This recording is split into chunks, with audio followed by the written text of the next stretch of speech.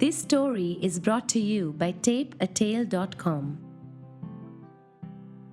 अगर आपको तनाव या टेंशन देखना हो तो नॉर्थ कोरिया या यूएस की ओर जाने की या भारत पाकिस्तान बॉर्डर जाने की ज़रूरत नहीं है। आप सिर्फ उस घर में चले जाइए जहाँ पर बच्चे बोर्ड का एग्ज़ाम दे रहे हैं। उस मार्च के महीने में हमारे घर में भी वही हालत थी। मेरे दीदी का बोर्ड का एग्ज़ाम था और मुझे आगे जाके उसमें अपीयर होना था। बोर्ड का एग्ज़ाम नहीं होता, 2 महीने चलने वाला एक फेस्टिवल होता है जिसमें एक मौत का कुआं लगता है जिसे सब एग्जामिनेशन सेंटर बोलते हैं और बच्चों को स्टंट आर्टिस्ट की तरह उसमें ज़बरदस्ती घुसेड़ दिया जाता है। माँ बाप के परवरिश को बच्चों के आने वाले परसेंटेज के हिसाब से बहुत आसानी से लोग जज कर लेते हैं।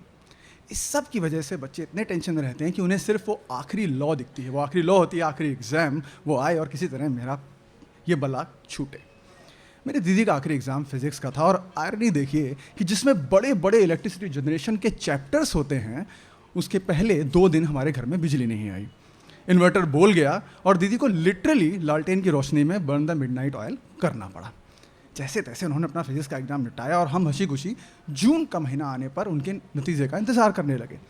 नतीजे में क्या आएगा ये आप नहीं, आपके घर वाले, आपकी सोसाइटी डिसाइड करती है। तो उनके लिए फर्स्ट डिवीज़न मान ली गई थी। उस समय रिजल्ट इंटरनेट पर नहीं, एक अखबार में आते थे जिसमें रोल नंबर के आगे डिवीज़न लिखी होती थी। मैं जून के उस मंथ में बहुत देर गर्मी में खड़े होने के बाद अचानक आई बारिश में 11 बजे रात में वो अखबार लेकर घर पर आकर उस भीगे अखबार को लपेट कर देखने लगा। मैं उस पेज पर पहुंचा जहां पर उनका रोल नंबर लिखा होता है। उससे पहले काफ़ी सेकंड डिवीज़न थी और उनके बाद एक आध फर्स्ट। पर दीदी का नंबर तो था ही नहीं। पापा ने बोला, अरे ठीक से देखो।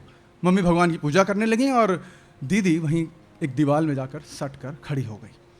मैंने बहुत देर कोशिश की और मन किया कि मैं वहाँ पर रोल नंबर के आगे डिवीज़न लिख के बात ख़त्म करूँ, पर मैं ऐसा नहीं कर पाया। उस सूखते हुए अखबार की कुछ बूंदें मेरी दीदी की आंखों में चली गईं और वहीं से ढुनक कर उनके गालों पे आ गईं। एग्ज़ाम भले उन्होंने दिया हो पर फेल पूरा घर हुआ था। हमें नहीं पता था हम ये बात कहेंगे कैसे। और अगले दिन अखबार में आने वाली उन खबरों को जिसमें बच्चों ने सुसाइड कर लिया, खुदकुशी कर ली, मैंने ढूंढ कर छुपा कर फेंकना शुरू कर दिया था। दीदी ने घर से बाहर निकलना और हमने उन्हें अकेले छोड़ना बंद कर दिया था।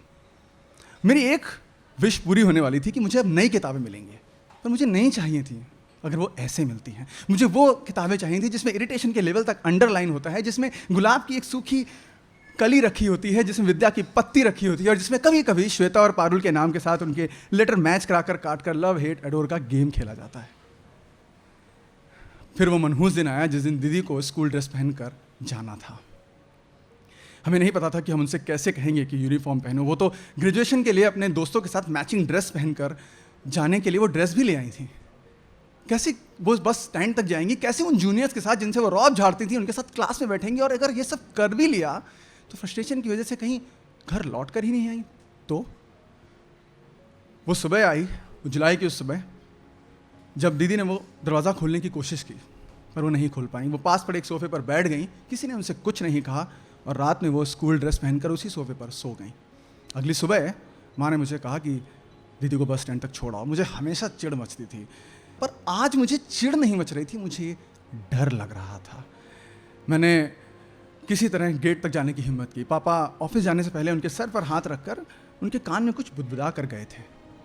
दीदी उठी और शायद मेरे या पापा की वजह से गेट खोलने की हिम्मत कर पाई। उन्होंने सड़क पर पहला पैर रखा और आंख बंद करके अपने फेल और हारने को अच्छे से एक्सेप्ट कर लिया।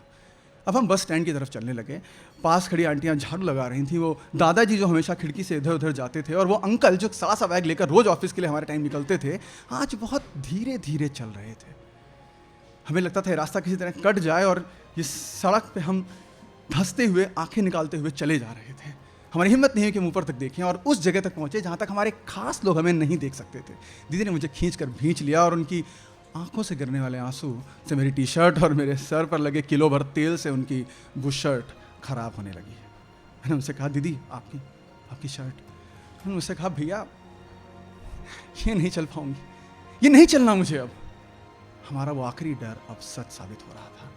स्कूल बस आ चुकी थी और मुझे लगा मैं उन्हें रोक लूँ, पर उन्होंने मेरा हाथ छोड़ते समय एक बात कही। मैं कंफ्यूज हो गया। मैं उसे डिकोड कर ही रहा था कि वो उस जूनियर से भरी हुई बस में चढ़ते हुए उस सीट पर पहुंच गई जो सबसे लंबी और सबसे पीछे होती है, लेकिन अक्सर वही लोग वहां बैठते हैं जिनके साथ कोई नहीं बैठता। उस खिड़की से हाथ निकाल कर उन्होंने मुझसे कहा, और मम्मी से कह देना कि जब तक गुल्लक में मेरे 600 रुपये पड़े हैं ना, मैं कहीं नहीं जाने वाली। उन्होंने उस बड़ी सी खिड़की पर अपना हाथ ऐसे रखा और हम दोनों ने एक दूसरे को देखकर धीरे धीरे हंसना और हल्का हल्का रोना शुरू कर दिया। ऐसा लग रहा था कि हमने उस डर को आंसुओं के साथ बहा दिया था। अब मुझे उनकी बात समझ में आ रही थी। मैं कूदते हुए उन आंटियों के पास पहुंचा जो अब भीड़ जमा करके शायद हमारी बातें कर रही होंगी। मैंने उनसे कहा, हाँ मेरी दीदी फेल हो गई है और जाके पूरी सोसाइटी में बात फैला दो। उसने मुझे बड़ी गंदे लुक्स और 1000 गालियाँ दी। मैं आगे बढ़ा और फिर पलटा।